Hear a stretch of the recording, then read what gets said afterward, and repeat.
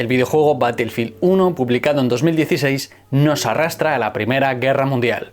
Por primera vez la saga abandonó los conflictos modernos y nos llevó a los diferentes escenarios bélicos de la Gran Guerra, desde las trincheras en el frente de Francia a Galípoli en Turquía, desde los bombardeos de Londres hasta el Medio Oriente con Lawrence de Arabia. Toda una gran exposición de los diferentes escenarios de campaña y todo un intento de situar al jugador en el papel de los soldados que se vieron involucrados en estos lugares. ¿Qué tal logra transmitir la importancia del conflicto? ¿Qué imprecisiones históricas podemos encontrar? ¿Qué virtudes y defectos podemos ver desde un punto de vista histórico? Vamos a verlo en este vídeo. Bienvenidos a un nuevo análisis de videojuegos históricos. Un análisis en el que vamos a estudiar este Battlefield 1, vamos a ver qué aciertos, qué fracasos tiene, pero ya os adelanto que a mí me encantó este juego, lo disfruté muchísimo y creo que lo importante, que es, bueno, tener una buena jugabilidad, una buena trama dentro de que es un shooter, y un multijugador muy entretenido y muy divertido, bueno, pues en todo eso cumple de maravilla. Pero como siempre, amigos, pues bueno, esto puede ser una muy buena excusa para conocer nuestro pasado y de paso acordarnos de este videojuego y de cómo presenta la historia. Hace mucho que no juego al Battlefield 1, así que supongo que como han pasado ya unos años, no tendrá una comunidad tan activa, pero tengo un gran recuerdo de este juego y sobre todo de las sensaciones que me despertó. No obstante, deciros que es el primer análisis que hago de la saga Battlefield, así que bueno, espero que os guste y a ver cómo queda. Si os interesa, oye, y si le dais mucho al botón de like, pues puedo traer algún Call of Duty, más Battlefields, Medal of Honor, juegos clásicos o no, a ver qué tal. Que en este canal, como sabéis, no solo estoy analizando la saga Assassin's Creed al completo, también traigo más juegos. Y también deciros que para este vídeo he estado buceando en foros, en páginas web, en manuales de militares, en muchas cosas.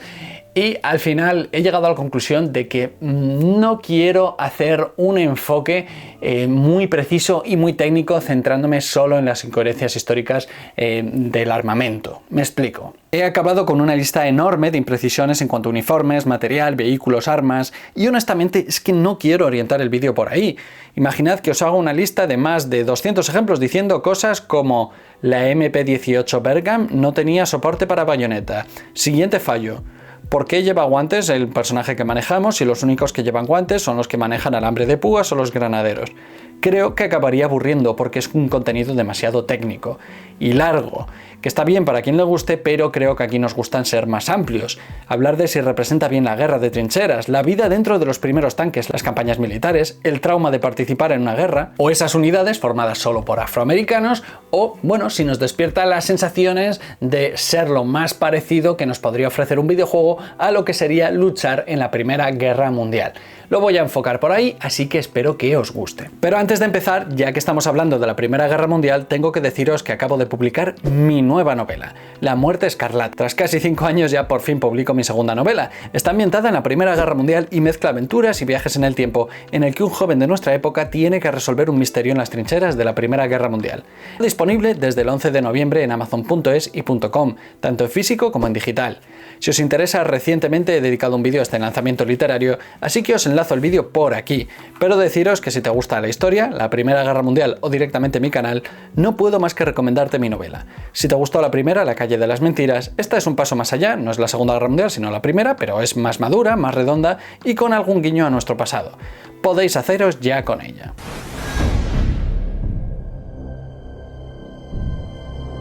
Para empezar este análisis quiero decir que, bueno, hay una campaña que sirve a modo de prólogo que a mí me parece una genialidad, y es que si un videojuego o una serie o el cine quisiese representar bien la guerra, pues el protagonista tendría que estar cambiando todo el rato, tendría que estar muriendo y presentarnos a otro. Pero claro, esto es ficción y nosotros, bueno, queremos una trama en la que un personaje evolucione y no esté muriendo todo el rato.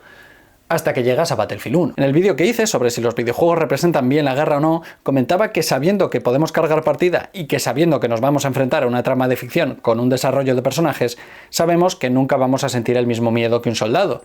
Si nos morimos no pasa nada. Sin embargo, aunque este juego no es una excepción en general, sí que tiene este prólogo genial en el que nos presentan a muchos protagonistas que podemos empezar a usar y mueren al poco tiempo.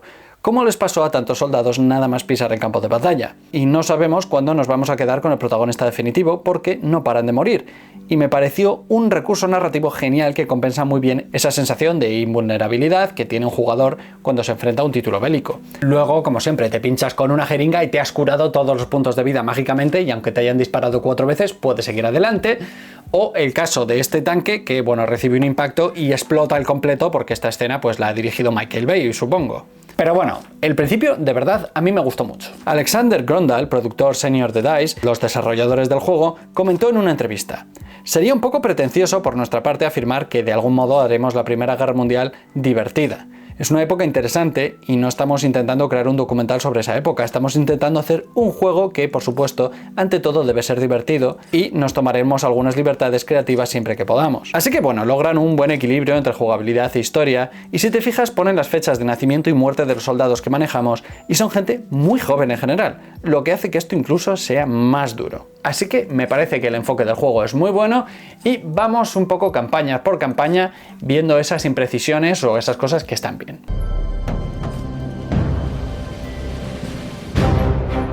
Primero nos encontramos con el prólogo Tormenta de Acero. Y aquí yo noto un problema del que adolecen muchas sagas de juegos, más específicamente los shooters, que, como por definición son juegos rápidos y ligeros, están encaminados a la acción y no dan demasiadas explicaciones de lo que estamos haciendo. Básicamente, el contexto histórico se resume en una frase, en algo como estamos en guerra y adelante. No nos explican por qué estamos en guerra, por qué el mundo está así. Pero no te preocupes que yo te lo explico muy rápidamente. La Primera Guerra Mundial ocurrió de 1914 a 1918 y fue un conflicto global y por eso en el juego tenemos muchas campañas en diferentes lugares, pero sobre todo en Europa, ya que las naciones beligerantes eran de este continente al principio. Vamos, un conflicto que involucró a las principales potencias mundiales divididas en dos alianzas: los aliados, Francia, Reino Unido, Rusia y más tarde Estados Unidos, y las potencias centrales, lideradas por Alemania, Austria-Hungría y el Imperio Otomano. Y luego Italia, que cambió de bando. Hay más, pero estos son los principales. ¿Y por qué estaban a la gresca? ¿Por qué decidieron resolver a puños todos sus problemas? Bueno, pues por lo de siempre, por pretensiones imperiales y nacionalistas,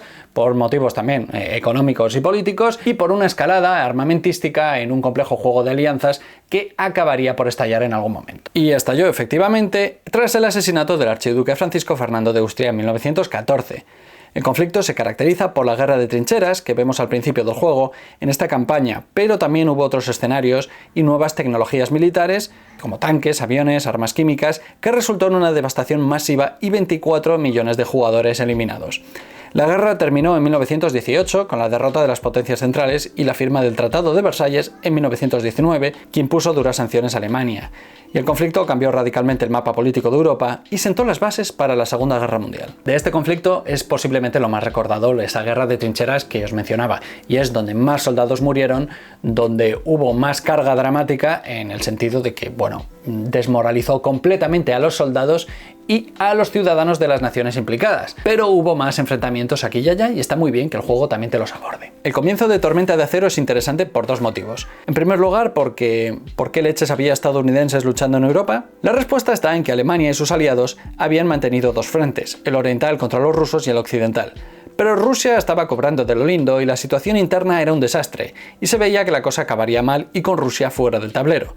Tanto es así que en octubre sufrió un levantamiento popular, la famosa Revolución Rusa de 1917, que acabó con el régimen zarista imperial, por lo que todas las tropas destinadas en el este pasaron a moverse al oeste. Por eso poco antes Estados Unidos había aprobado entrar en guerra en 1917 contra Alemania, porque lo veía venir, pero no solo era por esto, en parte pues, por beneficios políticos y comerciales, como siempre, pero también porque Alemania en la guerra había aprobado la guerra submarina sin restricciones. Cualquier barco que viesen por ahí lo eliminaban, daba igual la nacionalidad. Como curiosidad decirte que el primer portaaviones que tuvo España fue precisamente una compensación del gobierno alemán tras firmar la paz al gobierno español porque les habían eliminado tantos barcos que dijeron, bueno, pues tomad este portaaviones. Y también Alemania había hundido Lusitania, el transatlántico británico, que fue atacado por un submarino alemán causando la muerte de 1.198 personas, incluidos 128 estadounidenses, lo que posicionó a la población de Estados Unidos contra Alemania ya desde 1915. Y aquí, pues bueno, simplemente vemos a gente que dice, y vamos a vivir una aventura en la guerra, resultó que matar gente y ver morir a nuestros amigos no es divertido.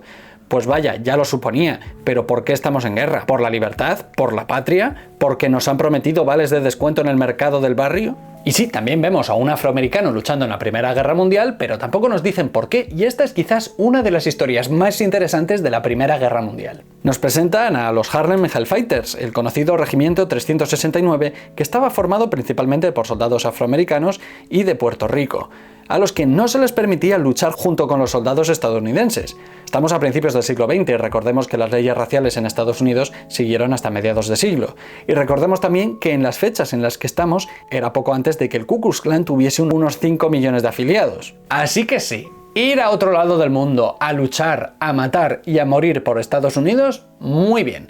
Ahora bien, no me pidas los mismos derechos. Los Harlem Hellfighters llegaron a Francia casi 9 meses después de que Estados Unidos se uniera a la guerra. Lucharon en su primera batalla el 8 de abril de 1918. Lucharon al lado de los franceses, que los acogieron en sus trincheras, ya que la mayoría de las fuerzas estadounidenses no querían luchar junto con una unidad afroamericana. Por lo que, aunque les veamos luchando al lado de los estadounidenses blancos, esto no pasó en absoluto. No me digas que no es una historia interesante y no veo este contexto. Quizás para no dejar mal a Estados Unidos, no lo sé. Desde luego es una historia muy épica que podría dar para que un grupo de power metal sueco pues dedicase una canción titulada Hellfighters, que es un titulazo para una canción, a lo mejor en un disco ambientado en historias de la Primera Guerra Mundial. Y aquí también vemos uno de los problemas típicos que hay en cuanto a rigor en un videojuego histórico y más concretamente un shooter. Nos enseña lo dura que son las batallas en la tierra de nadie, sí, pero en favor de la diversión nos ofrecen un elenco de armas imposible. Entonces, el juego presenta una amplia gama de armas automáticas, ametralladoras ligeras, subfusiles, que eran extremadamente raras o inexistentes en el campo de batalla durante la Primera Guerra Mundial. La mayoría de los soldados en la guerra real utilizaban rifles de cerrojo, que eran lentos y menos avanzados que las armas que se muestran en el juego. Al mismo tiempo, Battlefield 1 tiende a simplificar y generalizar las nacionalidades de los soldados y sus roles en la guerra. Este es el mapa de alianzas de entonces y por tanto, aunque en zonas alemanas lo suyo es encontrar más alemanes, obviamente, pues ponen a todos como si fuesen lo mismo, cuando podía haber numerosas nacionalidades. No en grandes números, por supuesto, pero sí que crea esa sensación de que la guerra era uniforme y todo como muy bien estructurado y aquí solo hay un tipo de gente y aquí otro. No. Entiendo que haya más de un tipo de soldados en determinadas zonas, pero podía haber de todo. Aún así, como digo, sí que representa bien el ambiente de la guerra, las poblaciones devastadas y las peleas en el barro. Muestra el agobio de llevar las máscaras antigas y como recurso en el juego es genial poder usar este arma contra el enemigo y tener que reaccionar a tiempo para ponerte la máscara, pero abusa de la representación de la guerra química.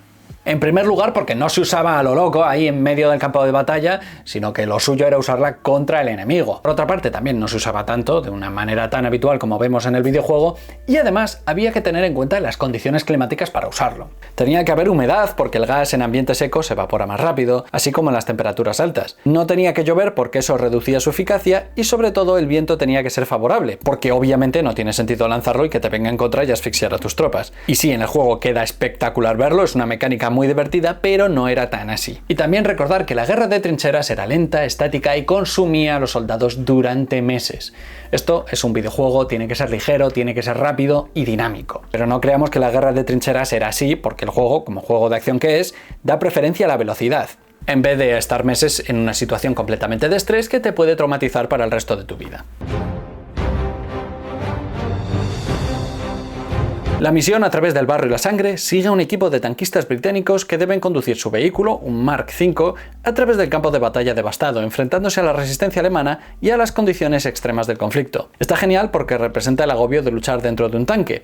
A mí me impactó muchísimo cómo está representado. Ahora bien, recordemos que antes de la guerra, en 1914, ni existían los tanques, y entraron por primera vez en acción en septiembre de 1916 en el Somme. Para que te hagas una idea, Alemania tan solo fabricó 20 tanques en toda la guerra. Era una tecnología muy nueva y por lo tanto no tan habitual como vemos en el juego. Y sobre todo no tan brutalmente eficiente como vemos. Era muy eficiente y funcionaba muy bien, pero también hay que tener en cuenta que, bueno, se atascaba muchísimo en el barro, muchísimo, se quedaban muchas veces completamente inutilizados de manera muy rápida y también pues los motores fallaban mucho. El sistema de tracción fallaba mucho y aunque como es un juego lo reparamos todo en pocos segundos, pegarse un viaje tan largo como vemos era más bien complicado. Sé que hubo casos de tanques que pasaron las líneas enemigas y buscaron el camino a casa, pero lo suyo es querer pasar desapercibido. Aún así, la campaña me gustó mucho y creo que transmite muy bien el agobio de estar metido ahí dentro de un tanque.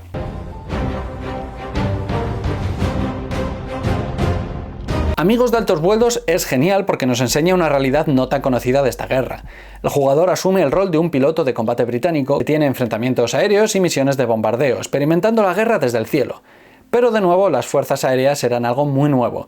Incluso muchos de los bombardeos eran con gente lanzando las bombas a mano desde los biplanos. Vemos el mítico Barón Rojo, del que hablamos hace unos años en el canal, e incluso en multijugador podemos pilotar su famoso avión. Pero recordemos que, aunque él era famoso, su escuadrón era llamado el Circo Volador, porque todos tenían colores diferentes. Y entre sus miembros, por cierto, estaba Goering, quien fue luego un destacado gerifalte nazi y el ministro del aire. Nunca está de más recordar que la Royal Flying Corps, que luego sería la RAF, pues no tenía que enfrentarse exclusivamente al Barón Rojo y concretamente a todo su escuadrón. Y dentro de esta campaña llegamos al que es quizás la mayor exageración del juego, el uso de dirigibles, o también llamados zeppelines, porque fueron creados por el conde von Zeppelin. Es cierto que Londres fue bombardeado desde los dirigibles alemanes en la Gran Guerra, pero no era tan frecuente en el campo de batalla, ya que los vemos también en otras campañas. Al igual que los tanques, ni aviones ni dirigibles se usaron de manera masiva. Las fuerzas del aire comenzaron primero siendo de reconocimiento y luego ya como herramientas de bombardeo. Pero los dirigibles eran lentos y objetivos fáciles, y dudo muchísimo que puedas correr por encima de un Zeppelin de manera normal. No sé, supongo que correr por encima de un globo pues debe ser una sensación parecida a estar como corriendo en la playa, como que te vas hundiendo, porque realmente lo que hay ahí dentro es aire, no creo que sea tan rígido. No sé, a mí esto me parece muy Hollywood.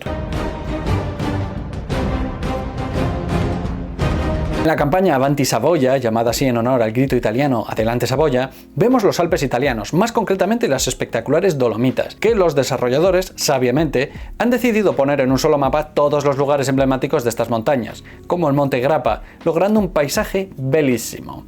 Esta historia sigue a un soldado italiano que lucha por proteger a su hermano en el contexto de las batallas entre el Reino de Italia y el Imperio Austrohúngaro. Y de nuevo, sí, estamos en batalla, conocemos a estos hermanos, la trama funciona muy bien, hay sus imprecisiones en cuanto al uso de las armas y tal, ok, pero no entendemos por qué estamos en guerra contra el Imperio Austrohúngaro. Además, Italia no empezó la guerra siendo aliado de ellos. ¿Qué estaba pasando aquí? Pues es que la Primera Guerra Mundial es fundamental para el proceso de unificación de Italia. Italia había estado dividida durante siglos en microestados y es un país con miles de dialectos, más de 3000. Imagínate lo dividido que está. Comenzó su reunificación en el siglo XIX. En 1882 firmó el Pacto de la Triple Alianza con Alemania y Austria-Hungría, pero estos últimos se oponían a cederles ciertos territorios que Roma reclamaba por ser culturalmente italianos. Por ejemplo, Trieste o Trento, que son de Italia ahora, o por ejemplo la ciudad de Dubrovnik, que hoy está en Croacia. Así que fue por estas disputas territoriales que Italia dijo, vamos a ver, si yo quiero estos terrenos y mi aliado no me los quiere ceder, pues ¿sabes qué? Cambio de bando. Elijo el bando que yo creo que va a ganar y luego cuando acabe la guerra me quedo con estos terrenos. Y eso es lo que pasó. En la campaña vemos estos soldados con armaduras que también existieron y aunque parezca algo sacado de la Edad Media, sí, es algo que pasó, pero de nuevo es una exageración. Aunque existan unidades especializadas como los Artiditi, que a veces usaban protección corporal ligera, el uso de armaduras pesadas, como se muestra en el juego, es muy Juego de Tronos. Además, al estar aislados en las montañas, los combates pues fueron en lugares bastante inaccesibles y con este equipamiento pesado pues llegarías bastante tarde a donde están luchando tus compañeros. Los combates no fueron para nada tan masivos y no hubo vehículos pesados aquí, que además son alemanes, que por algún motivo pues no entiendo qué hacer aquí. Como digo, además, se trata de los Alpes, así que muchas batallas no ocurrieron en parajes tan impresionantes, que es normal que lo hayan puesto, porque como jugador queremos eso y es muy bonito, pero es que fueron también en montañas muy altas. Para que te hagas una idea, en 2004 encontraron en un glaciar de los Alpes los restos de 3 soldados austriacos fallecidos en 1918. O sea, tú imagínate, en 2004 estás de excursión y dices, mira, qué bonito es este glaciar, una pena lo del deshielo. Y con el deshielo, pues toma, aquí, soldados austriacos de hace casi un siglo que están aquí y que murieron aquí. En fin, como que te arruina un poco, ¿no?, la excursión. Y esto no fue tan raro después de la guerra, pero bueno, imagínate lo alto que llegaron los soldados.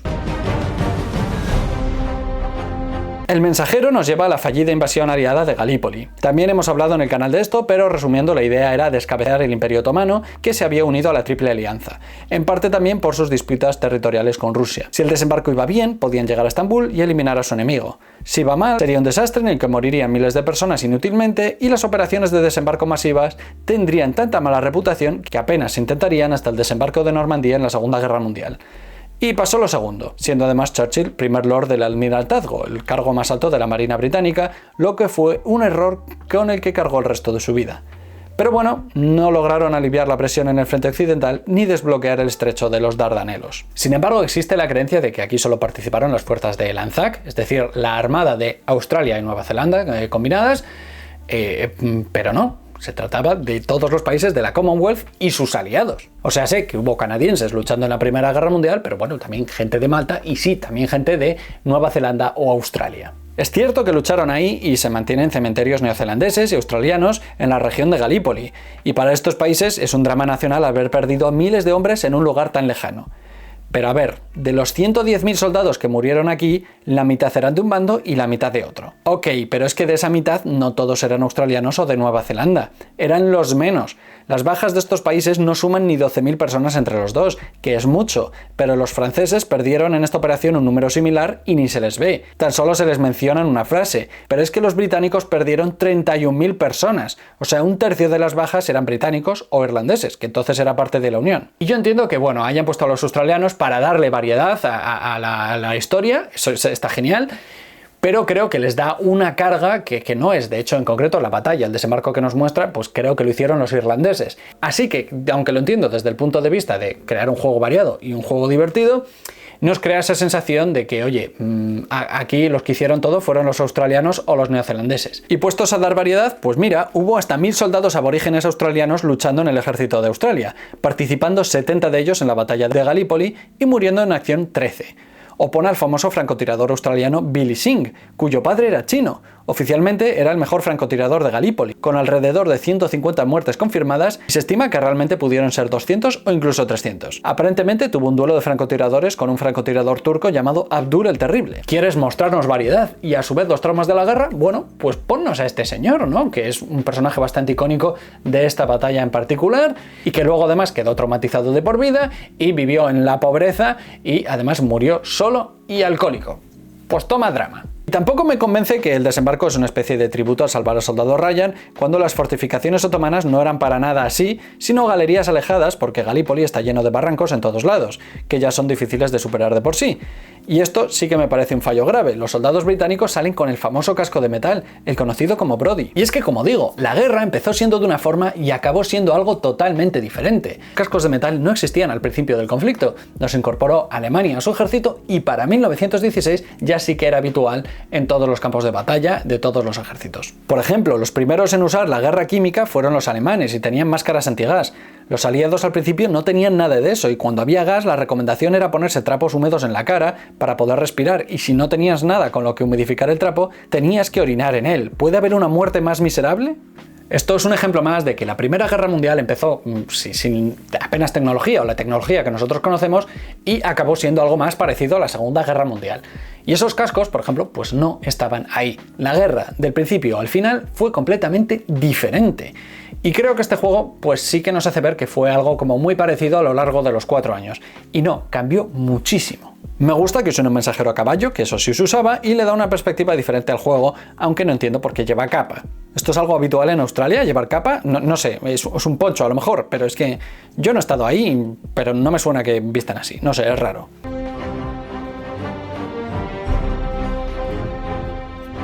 Nada está escrito. Está ambientada en el Medio Oriente. Esta historia narra las hazañas de un guerrero beduino que lucha junto a Lorenz de Arabia contra el Imperio Otomano. Y sí, también tenemos vídeo en el canal de Lorenz de Arabia. Yo lo siento que os haga tanto spam, pero es que pasan los años y al final, pues bueno, he tratado muchas cosas en el canal. La protagonista beduina del juego, Zara Gufran, probablemente se basó en una mujer libanesa llamada Farida al-Akle. Supuestamente fue un amante de Lorenz que le enseñó árabe, pero seguramente no hubo mujeres participando en el combate, sino en puestos de apoyo. Y tal y como pasa en la película, la visión de Lorenz es bastante amable en el aspecto de que tras integrarse en la cultura árabe y unificar los diferentes pueblos para levantarse contra los otomanos, luego no cumplió sus promesas, o más bien Reino Unido no lo hizo, y su figura se debate entre el deber del soldado o alguien que manipula a los árabes en favor de los intereses occidentales. Nada de esto se ve, pero al menos nos queda claro que aquí los británicos quieren crear un nuevo frente a los otomanos y a base de la guerra de guerrillas en el desierto, asaltos a posiciones estratégicas y trenes de provisiones, logran dar la vuelta al escenario oriental. En resumen, creo que es muy buen juego y a nivel histórico me parece bastante sólido, ya no digamos a nivel técnico. ¿No es realista? Bueno, pero se siente auténtico. Creo que es buena aproximación a la Primera Guerra Mundial. Es verdad que tenemos un elenco de armas imposibles para un soldado de entonces, o para el jugador que hace de médico, que lo suyo es tener solo material de curar, pero bueno, son armas que existieron. Como curiosidad, con respecto a la escopeta, decirte que Alemania protestó en 1918 por el uso de la escopeta por parte del ejército de Estados Unidos porque incumplía las leyes de la guerra y violaba un artículo de las convenciones de La Haya de 1899 y 1907 que prohibían el uso de armas o municiones diseñadas por causar sufrimientos innecesarios. Pero gasear a miles de personas en la Primera Guerra Mundial, pues eso, ¿qué sufrimiento innecesario iba a provocar? Eso eran cosquillas, ¿verdad? Battlefield 1 es el ejemplo perfecto de que, aunque no es 100% preciso, las cesiones son en favor de la jugabilidad y la trama, y puede compensar todas esas incoherencias históricas con un uso brillante de la atmósfera, capturando así los aspectos más característicos de la guerra, desde la épica al horror. Y el hecho de que yo haya hecho este análisis en 2024, 8 años después del lanzamiento, demuestra lo lejos que llegó este juego. Probablemente para mí sea el mejor Battlefield de la saga, no he jugado todos, así que bueno, esta afirmación es muy temeraria, pero bueno, ahí la lanzo y la verdad es que, bueno, a mí me gustó muchísimo. Quizás el mayor pero que puedo poner es no ofrecer el punto de vista del bando contrario, como si este conflicto fuese de buenos y malos. Pero aún así, está genial. Y también decirte que hubo soldados que se unieron al ejército. Tú puedes ser alguien que se una a mi Patreon para apoyar al canal, para que podamos seguir trayendo análisis como este de videojuegos, pero también de cine, de series, de canciones, de lo que queráis, con ese trasfondo histórico. Una vez al mes podemos votar qué tema traemos al canal. Puedes optar a camisetas tan chulas como esta. Puedes seguirme en las redes sociales porque subo más contenido también. Por ejemplo, en Instagram subo vídeos cortos que no dan para vídeos tan desarrollados como este, o para ver qué cosas voy a ir trayendo al canal. O puedes compartir este vídeo entre gente que sepas que le gusta este videojuego, gente que le gusta la Primera Guerra Mundial, o ese amigo tuyo que en los videojuegos se cree que realmente él, por haber jugado el videojuego, sobreviviría a una guerra o a un conflicto cuando él sería el primer NPC en morir. Muchas gracias a todos por ver este vídeo, muchas gracias en especial a los Patreons por apoyar el canal y un saludo fuerte a los Patreons que veis en pantalla, que ellos son los que más aportan para que el canal se mantenga a flote. Recordad que podéis apoyar el canal comprando mi nueva novela, La Muerte Escarlata, o mi primera novela, La Calle de las Mentiras, ambas disponibles en Amazon.es y